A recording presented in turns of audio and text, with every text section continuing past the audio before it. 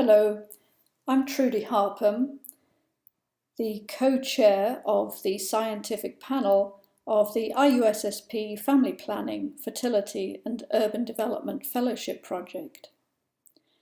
This presentation on the policy aspects of the project has been prepared by myself and Tim Thomas, who is our consultant to the project on policy issues. First of all, we're going to go over some definitions that we would like to use in our fellowship project. These are working definitions. You'll often come across different definitions for these concepts, but what's important is that within the project we use clear definitions in a consistent way. We'll be considering policy, the policy context, policy relevance, and policy engagement. First of all, policy itself. It's important to realise that policy is essentially politics. Indeed, in many languages, for example Portuguese, there's no difference between the two words. There's only one word for policy equals politics. By policy, we mean the documented decisions, plans, strategy to achieve specific goals within a defined population.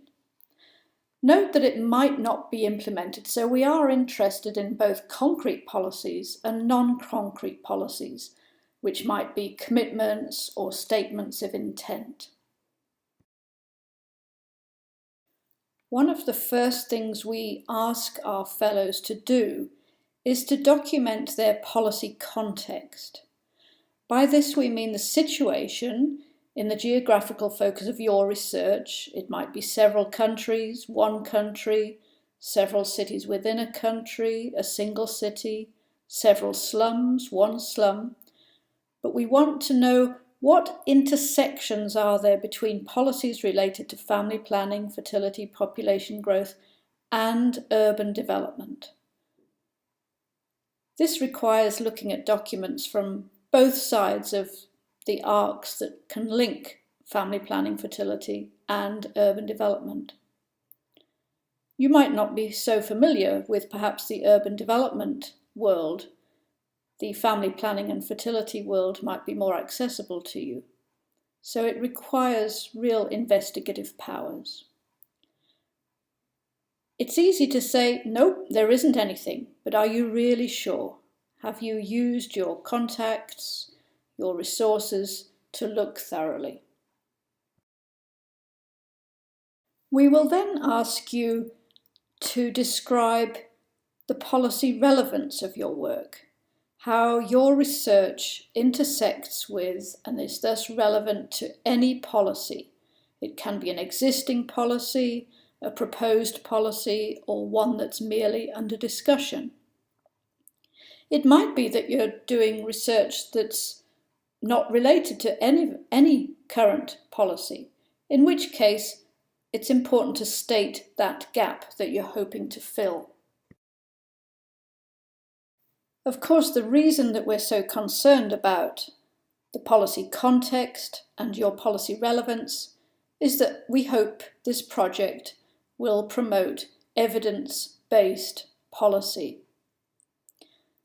A definition of evidence-based government policy can be that governments make well-informed decisions about policies, programs, and projects by putting the best available evidence from research at the heart of policy development and implementation.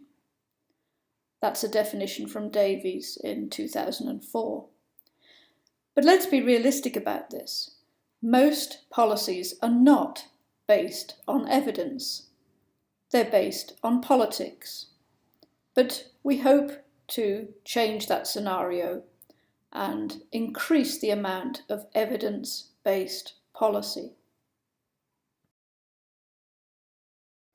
Policy engagement will be important to all the fellows in this project. By policy engagement, we mean your involvement, your interaction with individuals who are involved with relevant policies or who are in a position to do so in the future.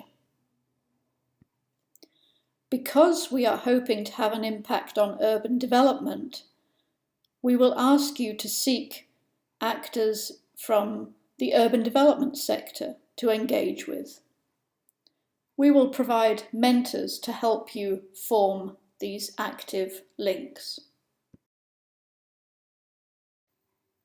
Depending on your research topic, you might have policy engagement at different levels, at the community, at the district, typically in this case the city or municipal level, at the national, state level, or at the global, international level.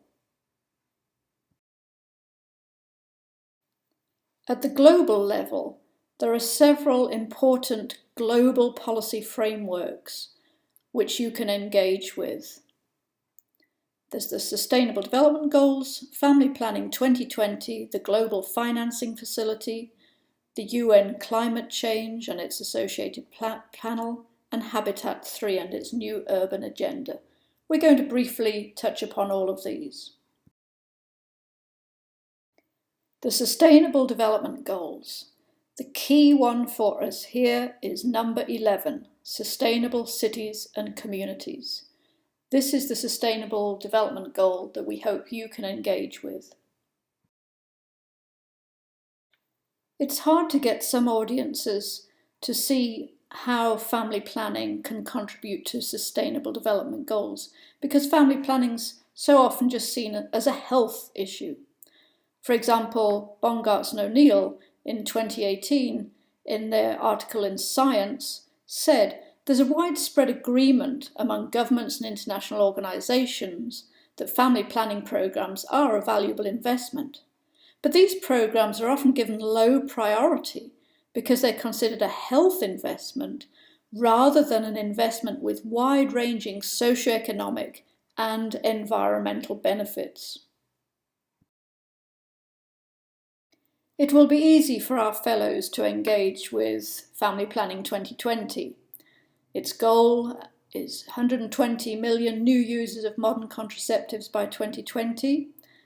And among the 4 initiatives, 2 are particularly relevant to our project: promoting data use and performance management and facilitating dissemination of knowledge and evidence.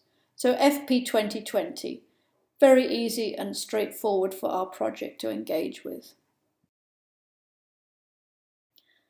The Global Financing Facility, or GFF, is perhaps something that not many of our fellows have heard about, but it can significantly increase resources for family planning, so it's important. It supports governments to form investment cases that prioritise historically invested areas such as sexual and reproductive health and rights, maternal and newborn survival, adolescent health, and nutrition in the early years. So it significantly increases domestic resources linked to World Bank, other external financing, and private sector financing. Climate change. How do the fellows in this project engage with climate change? Again, turning to that same important article in Science that was published in mid-2018, Bongartz and O'Neill explained that much of the climate community, notably the Intergovernmental Panel on Climate Change, the IPCC, is largely silent about the potential for population policy to reduce risks from global warming.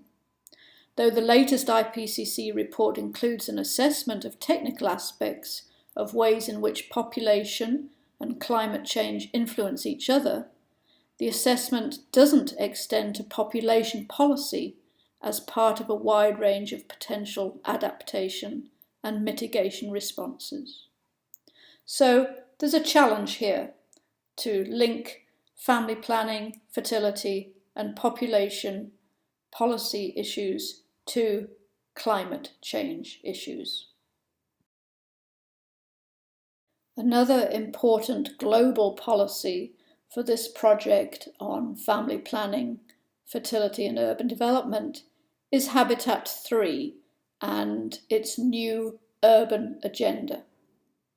The new urban agenda assists governments to address challenges through national and local development policy frameworks, integrates equity into the development agenda, fosters national urban planning, and it helps decide how relevant sustainable development goals, remember number 11, will be supported through sustainable urbanisation.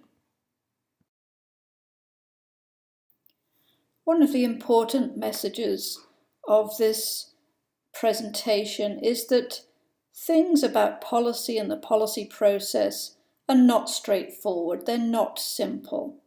So if only it were this simple, this diagram presents a linear linkage between identifying the problem, doing the research, change the policies, create better programs, and evaluate those programs, and producing a kind of virtuous cycle.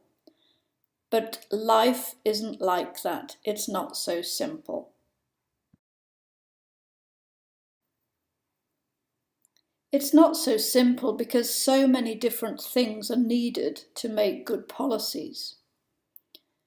You need strong and early links between researchers and policymakers. You need a clear problem identification. You need good, credible evidence.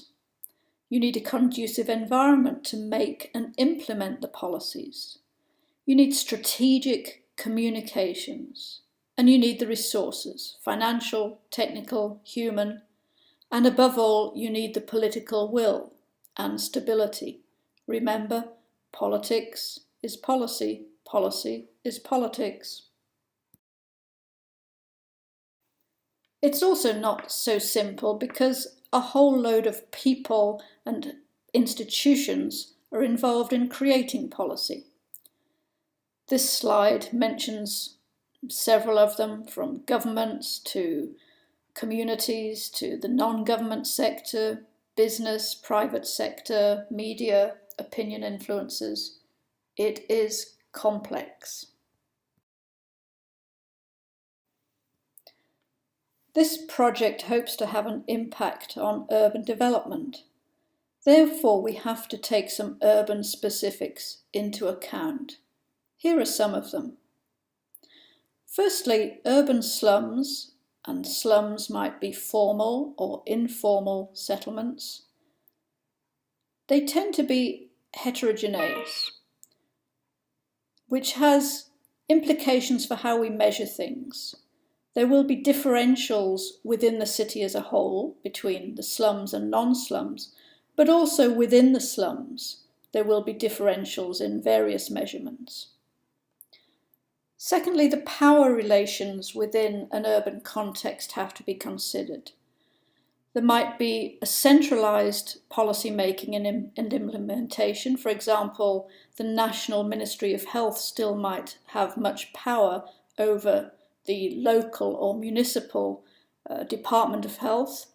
You can have a mixture of centralised policy making at the national level and decentralised implementation at the local or municipal level. And this balance of power between the national centre level and the local city level may flip over time with elections, for example. There are also unregistered, unacknowledged urban populations in many cities. These are illegal or informal slums that will largely be ignored or even be denied by governments.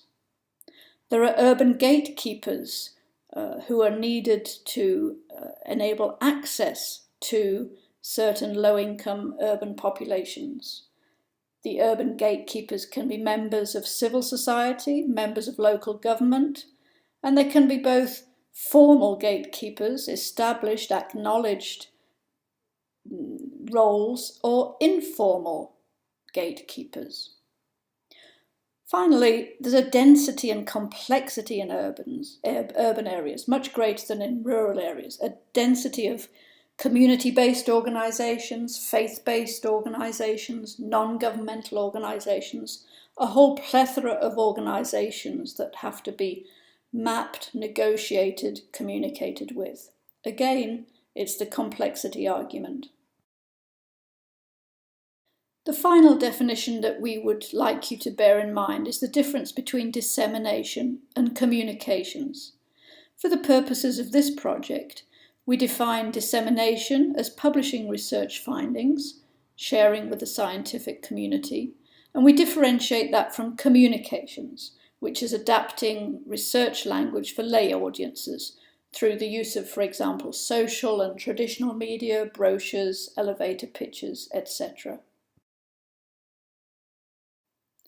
What are our conclusions for the fellows of this project? We'd like you to use the definitions that we've presented, use them in a consistent way, in a specific way.